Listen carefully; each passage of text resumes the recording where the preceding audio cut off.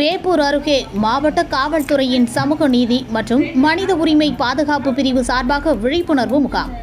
கடலூர் மாவட்டம் வேப்பூர் அடுத்த சேப்பாக்கம் ஊராட்சியில் கடலூர் மாவட்ட காவல்துறை மற்றும் ஆதி திராவிடர் மற்றும் பழங்குடியினர் நலத்துறை மூலம் சமூக நீதி மற்றும் மனித உரிமைகள் பிரிவு சார்பில் நடத்தப்பட்ட விழிப்புணர்வு முகாமில் கிராம பொதுமக்கள் ஆர்வமுடன் கலந்து கொண்டனர்.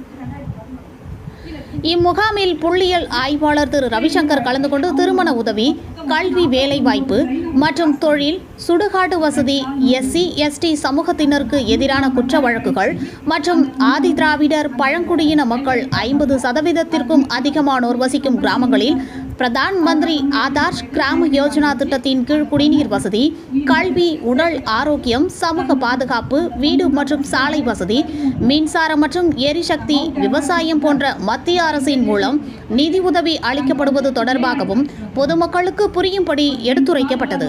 இந்த முகாமில் உதவி ஆய்வாளர்கள் திரு சுவாமிநாதன், சிறப்பு உதவி ஆய்வாளர் திரு ரமேஷ் பாபு, ஊராட்சி மன்ற தலைவர் தெய்வானை தீனதயாளன், ஊராட்சி செயலாளர் தங்க சரவணன், கிராம நிர்வாக அலுவலர் ஜெயகோபி மற்றும் கிராம பொதுமக்கள் பலர் கலந்து கொண்டனர்.